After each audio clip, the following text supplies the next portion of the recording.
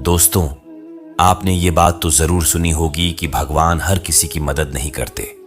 कभी ऐसा लगता है जैसे हम पूरी मेहनत कर रहे हैं, सारी पूजा पाठ कर रहे हैं, फिर भी भगवान हमारी नहीं सुनते। वहीं दूसरी ओर कुछ लोग कहते हैं कि भगवान उनके साथ हैं, उनका हर काम बन जाता है। अब आप सोच रहे होंगे ये अंतर क्यों है? दोस्तों, भगवान सिर्फ उन्हीं की मदद करते हैं जो निस्वार्थ भाव से काम करते हैं और जिनके इरादे नेक होते हैं।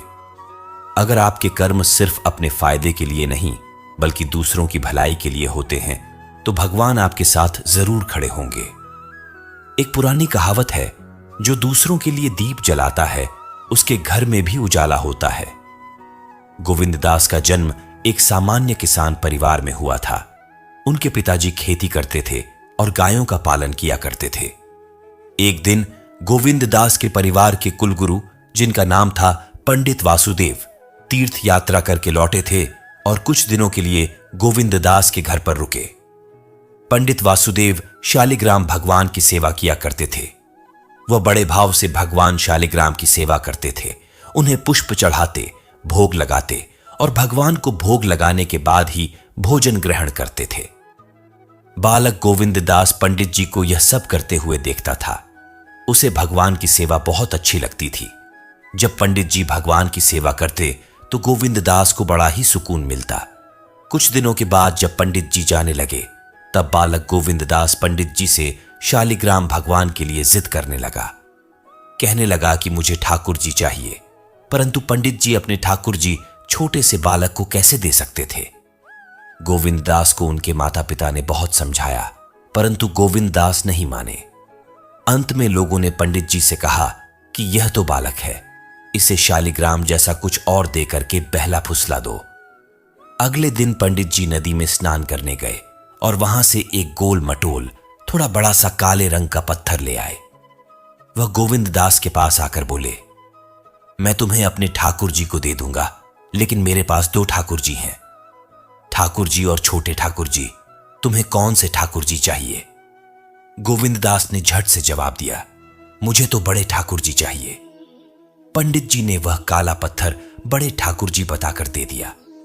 अब ठाकुर जी को पाकर गोविंद दास बहुत प्रसन्न हो गए और बड़े भाव से उनकी सेवा करने लगे। जब गोविंद दास गाय चराने खेतों की तरफ जाते तो ठाकुर जी को अपने साथ ले जाते। गोविंद दास की मां ने उन्हें बाजरे की रोटी, साग, अचार और गुड़ खाने के लिए दिया। गोविंद दास ने भी निश्चय किया कि वह भी पंडित जी की तरह ही ठाकुर जी को जब तक भोग नहीं लगाएंगे और जब तक ठाकुर जी को खिला नहीं लेंगे तब तक वह खुद भी भोजन नहीं करेंगे। गोविंद दास जब खेत में पहुंचे तो प्रेम से ठाकुर जी को पुकार कर कहने लगे कि ठाकुर जी, जब तक आप भोग नहीं खाएंगे तब तक मैं भी भोजन नहीं करूंगा। गोविंद दास ने निश्चय किया कि जब तक ठाकुर जी प्रकट होकर भोग नहीं लगाते वह भी भोजन का एक टुकड़ा भी ग्रहण नहीं करेंगे। जब ठाकुर जी ने भोग नहीं लगाया तो गोविंद दास ने शाम को वह रोटी गाय को खिला दी। 3 दिन तक ऐसा ही चलता रहा। न ठाकुर जी भोग लगाते और न गोविंद दास भोजन करते। चौथे दिन गोविंद दास खेतों में जाकर जोर जोर से रोने लगे और ठाकुर जी से गुहार लगाने लगे। वह बोले, आप तो बड़े ठाकुर जी हैं, आपको तो लोग रोज 56 प्रकार का भोजन खिलाते होंगे, परंतु मैं तो बालक हूं, 3 दिन से भूखा हूं और परेशान हूं। क्या आपको मुझ पर दया भी नहीं आती? मुझ पर दया करके ही थोड़ा सा भोग लगा लो जिससे मैं भी कुछ खा सकूं, क्योंकि पंडित जी ने कहा था कि आपको खिलाए बिना मैं कुछ नहीं खा सकता। पहले आप खा लो, इसके बाद ही मैं खाऊंगा। गोविंद दास के भोलेपन से की गई प्रार्थना को सुनकर भगवान श्री कृष्ण साक्षात प्रकट हो गए। अपने ठाकुर जी को देखकर गोविंद दास बहुत प्रसन्न हो गए। उन्होंने ठाकुर जी को मां की दी हुई बाजरे की रोटी, साग और गुड़ खाने को दे दिया। ठाकुर जी बड़े चाव से रोटी खाने लगे। 4 रोटी में से 2 रोटी ठाकुर जी ने खा ली। अब ठाकुर जी तीसरी रोटी खाने लगे। तब गोविंद दास ने उनका हाथ पकड़ लिया और कहा, सारी रोटियां आप ही खा जाएंगे क्या? मुझे भी तो भूख लगी है। ठाकुर जी मुस्कुराने लगे और बची हुई 2 रोटियां गोविंद दास ने खाईं, जो ठाकुर जी ने छोड़ी थीं। अब तो यह रोज का नियम बन गया था। गोविंद दास जब भी गाय चराने जाते तो भोजन खेत में जाकर ठाकुर जी के साथ ही करते थे। एक दिन ठाकुर जी ने गोविंद दास से कहा, तुम रोज मुझे रोटी खिलाते हो, मैं मुफ्त में रोटी नहीं खाना चाहता, मैं तुम्हारा कोई काम कर दिया करूंगा। गोविंद दास ने कहा, मैं तो बालक हूं, केवल गाय ही चराता हूं, मैं आपको क्या काम बता सकता हूं। तब ठाकुर जी ने कहा, मैं तुम्हारी गाय ही चरा दिया करूंगा। उस दिन के बाद से ठाकुर जी गोविंद दास की गाय चराने लगे। एक दिन गोविंद दास ने ठाकुर जी से पूछा, आप मुझे अपने हृदय से क्यों नहीं लगाते? तब ठाकुर जी ने कहा, मैं तुम्हें प्रत्यक्ष हो गया हूं, लेकिन पूरी तरह से मैं तब मिलता हूं जब कोई सद्गुरु जीव को अपना लेता है। अभी तुमने अपने किसी गुरु की शरण ग्रहण नहीं की है, इसीलिए मैं तुम्हें अपने हृदय से नहीं लगा सकता। तब गोविंद दास बोले, मैं तो जानता नहीं कि गुरु किसे कहते हैं, फिर मैं अपना गुरु कैसे बनाऊं? ठाकुर जी बोले, काशी में जगत गुरु श्री रामानंदाचार्य मेरे ही स्वरूप में विराजमान हैं, तुम जाकर उनकी शरण ग्रहण करो। ठाकुर जी के कहने के अनुसार गोविंद दास ने काशी जाकर रामानंदाचार्य जी की शरण ग्रहण कर ली। उस समय गोविंद दास की आयु लगभग 151 साल के आसपास थी। श्री रामानंदाचार्य जी ने गोविंद दास को अपने शिष्य के रूप में स्वीकार कर लिया और उन्हें आदेश दिया कि अब तुम अपने घर चले जाओ। गोविंद दास बोले, गुरुजी, अब मैं घर नहीं जाना चाहता, आप मुझे घर जाने का आदेश क्यों दे रहे हैं? गुरुजी बोले, अगर तुम यहां रहकर भजन करोगे तो केवल तुम्हारा ही कल्याण होगा, लेकिन अगर तुम अपने घर जाकर खेती किसानी करते हुए अपने माता पिता की सेवा करते हुए भजन करोगे तो तुम्हारे साथ कई जीवों का उद्धार हो जाएगा। गुरुजी की आज्ञा के अनुसार गोविंद दास घर लौट आए। जैसे ही गोविंद दास घर पहुंचे, ठाकुर जी ने उन्हें अपने हृदय से लगा लिया। इसके बाद गोविंद दास खूब संतों की सेवा करने लगे। जब भी उनके गांव में कोई साधु संत आता, गोविंद दास उन्हें अपने घर में ले आते और बड़े प्रेम से उनकी सेवा करते, उन्हें भोजन खिलाते। संतों की सेवा करने के कारण अब उनके घर दूर दूर से साधु संत आने लगे।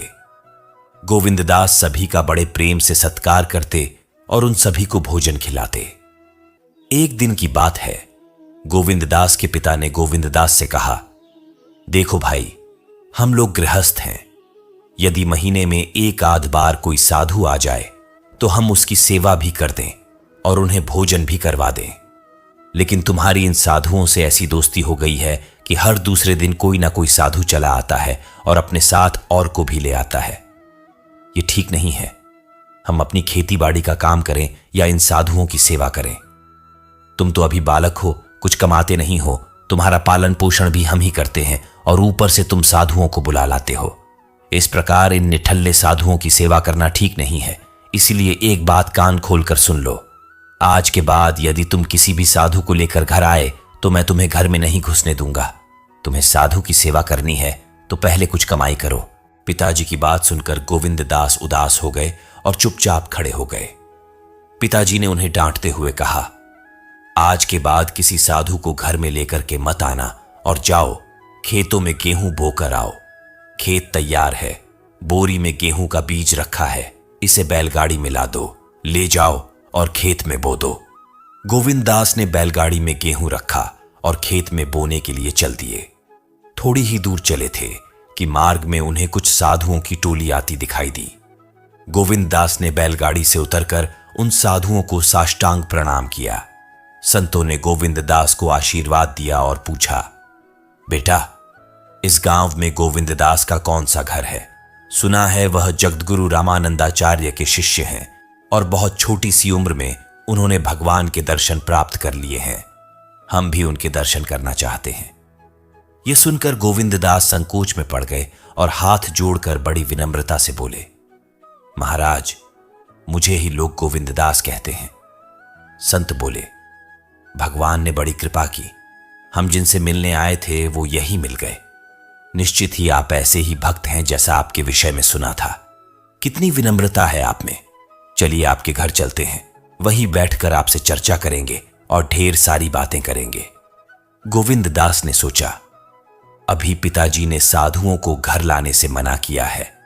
यदि मैं खेतों में बीज बोने के बजाय इन साधु संतों को घर ले गया तो पिताजी आसमान सर पर उठा लेंगे और इन साधुओं को भी भगा देंगे।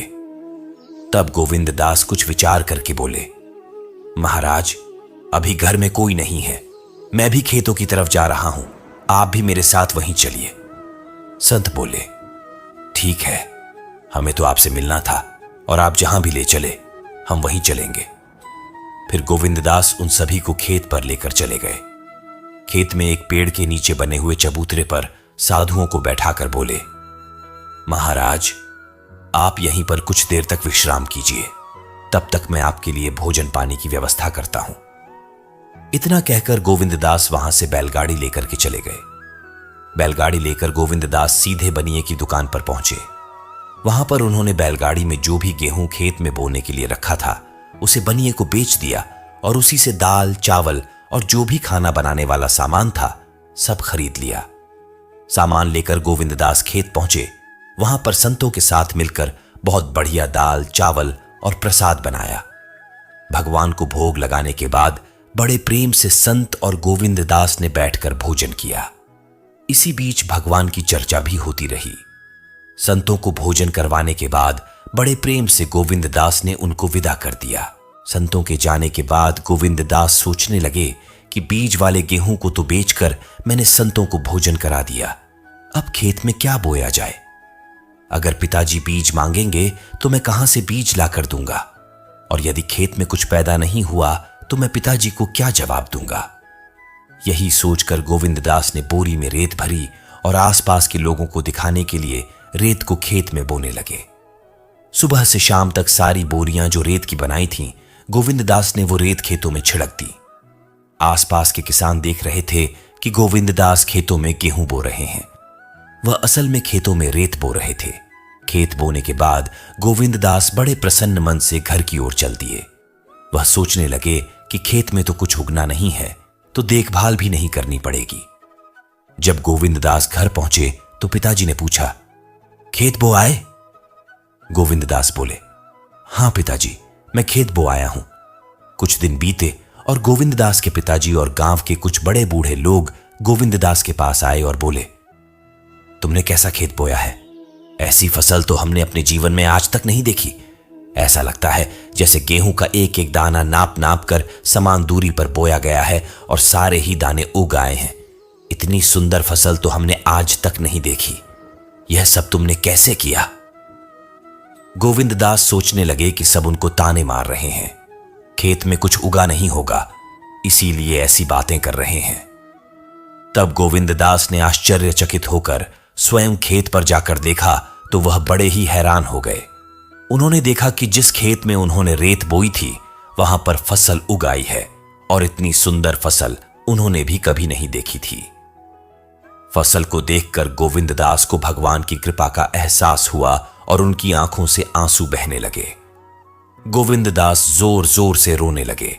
जब गोविंद दास के पिता और अन्य गांव वालों ने रोने का कारण पूछा तब गोविंद दास ने रोते हुए सारी घटना कह सुनाई। गोविंद दास बोले, पिताजी, जब आपने संतों को घर लाने के लिए मना किया था और खेत बोने के लिए गेहूं दिया था, उसी दिन मुझे मार्ग में कुछ संत मिले थे। मैं उन संतों को अपने घर नहीं लाया और खेत पर ही ठहराकर जो गेहूं आपने बीज बोने के लिए दिया था वह सब बनिए की दुकान पर बेचकर संतों को भोजन करवा दिया। इसके बाद मैंने लोगों को दिखाने के लिए खेत में रेत बो दिया। फिर यह फसल कैसे हो गई ये मुझे नहीं मालूम। गोविंद दास की बात सुनकर उनके पिताजी की आंखों में आंसू आ गए और वह बोले, मेरा धन्य भाग्य जो मेरे घर में ऐसे पुत्र ने जन्म लिया। आज के बाद हम तुम्हें रोकेंगे नहीं। खूब साधु को बुलाओ, संतों की सेवा करो, हम तुम्हें अब कभी मना नहीं करेंगे। आज से मैं भी भगवान की भक्ति किया करूंगा और तुम्हारे साथ संतों की सेवा करूंगा। इसके बाद गोविंद दास और उनके परिवार वाले खूब संतों की सेवा करने लगे। कुछ समय बाद गोविंद दास की उगाई हुई फसल को काटने का समय आ गया। उस समय उतने ही आकार की खेती से 50 गुना ज्यादा गेहूं निकला। यह गेहूं इतना ज्यादा था कि उसे रखने तक की जगह नहीं बची थी। गांव के सभी लोग गोविंद दास की फसल देखकर आश्चर्यचकित हो गए। अब गोविंद दास और उनका परिवार अपनी क्षमता के अनुसार खूब संतों की सेवा और भगवान की भक्ति करने लगे। उनके घर हमेशा साधु संतों की भीड़ लगी रहती थी। अब गोविंददास जब भी खेतों में फसल बोते, हर बार ऐसी ही फसल होने लगी। अब गोविंददास अपने गांव के बड़े किसान बन गए। गांव के सभी लोग गोविंददास को चमत्कारी संत मानने लगे और उनके खेतों की मिट्टी को भी चमत्कारी मानने लगे।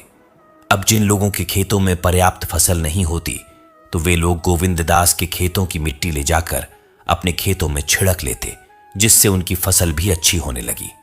चारों तरफ गोविंददास की जय जयकार होने लगी। एक बार भगवान ने गोविंददास की परीक्षा लेनी चाहिए। गोविंददास के गांव में अकाल पड़ गया। गोविंददास बड़े किसान थे, उनके पास बहुत खेती थी और अन्न के भंडार भरे थे। अकाल के कारण उनके गांव और आसपास के क्षेत्र के भूख से पीड़ित लोग, संत और जरूरतमंद लोग गोविंददास के पास मदद की उम्मीद में आने लगे। गोविंददास भी उन्हें दोनों हाथों से अन्न भंडार लुटाने लगे। कभी कोई जरूरतमंद उनके घर से खाली हाथ नहीं लौटता। धीरे धीरे गोविंददास का अन्न भंडार समाप्त होने लगा, परंतु गोविंददास ने निश्चय किया कि जब तक उनका सामर्थ्य है, वह किसी भी जरूरतमंद को निराश नहीं करेंगे और सब कुछ बेचकर लोगों की मदद करेंगे। गोविंददास की संत सेवा से प्रसन्न होकर एक दिन उनके पास संत के भेष में स्वयं ठाकुर जी आ गए। उन्होंने गोविंददास को एक तुम्बा, लौकी और कुछ बीज देकर कहा, गोविंददास, इन बीजों को अपने खेत में बो दो और जब इनकी फसल पक जाए तो उससे जो भी प्राप्त हो उसे लोगों की सेवा में खर्च कर देना। गोविंददास ने ऐसा ही किया। संत की आज्ञा से उन्होंने तुम्बा के बीज खेतों में बो दिए। गांव के लोग कहने लगे, लगता है गोविंददास पागल हो गए हैं। ऐसे भीषण अकाल में फसल बो रहे हैं और वह भी तुम्बा, लौकी, जो केवल कमंडल बनाने के काम में आता है। ऐसी फसल यदि उग भी गई तो उसका क्या फायदा होगा। कुछ दिन बाद तुम्बा की फसल उग आई। सभी लोग आश्चर्य करने लगे कि ऐसे भीषण अकाल में बिना पानी की कोई फसल कैसे उग सकती है। कुछ ही दिनों में गोविंददास का खेत हरा भरा हो गया। इस बीच गोविंददास जरूरतमंदों की सेवा करते रहे। गोविंददास ने अपना सारा अन्न भंडार सेवा और दान में लगा दिया। उनके घर में जो भी फसल के बीज रखे थे, वह भी उन्होंने संतों को भोजन के लिए दान कर दिया। अब उनके पास अपने परिवार के गुजारे के लायक भी अन्न नहीं बचा था। गांव के लोग कहने लगे, बड़ा मूर्ख है जो सारा अन्न लुटा दिया, अपने परिवार के लिए कुछ भी नहीं रखा और इसने फसल में बोया भी तो तुम्बा, जिसे कोई खा भी नहीं सकता। गोविंददास को लोगों की बातों से कोई फर्क नहीं पड़ा। वह तो भगवान का नाम लेते रहते और लोगों की मदद करते रहते थे। एक दिन ऐसा आया जब गोविंददास के खेतों में लगी फसल पक गई। उनके खेत में बड़े बड़े तुम्बा के फल दिख रहे थे। गोविंददास ने सोचा, अब दान करने को तो कुछ है नहीं, अब इन तुम्बा से कमंडल बनाकर संतों को दिया करेंगे। गोविंददास ने खेतों में लगे सभी तुम्बा के फलों को तोड़कर घर ले आए। घर आकर जैसे ही उन्होंने एक तुम्बा को कमंडल बनाने के लिए काटा, उन्होंने देखा कि वह तुम्बा हीरे, मोती, जवाहरात और कीमती रत्नों से भरा हुआ था। तुम्बा को कीमती रत्नों से भरा हुआ देखकर वह आश्चर्यचकित रह गए। उनके पास तो तुम्बा की पूरी फसल थी। उन्होंने देखा कि सभी तुम्बा फलों में ऐसे ही कीमती रत्न भरे हुए थे। अब उनके पास इतने कीमती रत्न और जवाहरात हो गए जितने किसी राजा के पास भी शायद ना हो। इस चमत्कार को देखने के बाद गोविंददास को उस संत की याद आई जिन्होंने तुम्बा के बीज दिए थे। उन्होंने कहा था कि इस फसल से जो भी प्राप्त हो उसे लोगों की सेवा में लगा देना। अब गोविंददास उस धन से लोगों की सेवा करने लगे। फिर वह दोनों हाथों से लोगों की मदद करने लगे। उस समय वह अकाल कई वर्षों तक चला। उस समय गोविंददास ने अपने घर में और आसपास के कई गांवों में लंगर शुरू करवा दिया। आसपास के सैकड़ों गांवों के लाखों लोग बरसों तक गोविंददास के लंगर में तीनों समय का भोजन किया करते थे। गोविंददास ने अपने जीवन में कई मंदिर, तालाब और धर्मशाला भी बनवाए और हर तरह से साधु संतों और जरूरतमंद लोगों की मदद करते थे। लोग गोविंददास को गोविंददास सेठ कहकर बुलाने लगे। गोविंददास जैसा धनी आज तक कोई नहीं हुआ। वह धन और मन दोनों से धनी थे। आज भी उनके नाम पर धनी लोगों को गोविंददास सेठ की पदवी दी जाती है और कहा जाता है, क्या तुम गोविंददास सेठ हो गए हो? दोस्तों, यदि भगवान की कृपा जिस व्यक्ति पर हो जाए और उनका आशीर्वाद जिसे प्राप्त हो जाए, उसके जीवन में कुछ भी असंभव नहीं होता। इस कहानी से हमें यह सीखने को मिलता है कि यदि हम सच्चे मन से भगवान पर विश्वास करें और निस्वार्थ भाव से सेवा करें, तो भगवान हमारी सहायता करने के लिए हमेशा तैयार रहते हैं। भगवान पर भरोसा रखें, कठिन समय में भी उनकी भक्ति करते रहें और देखें कि कैसे वे आपकी हर समस्या का समाधान करते हैं।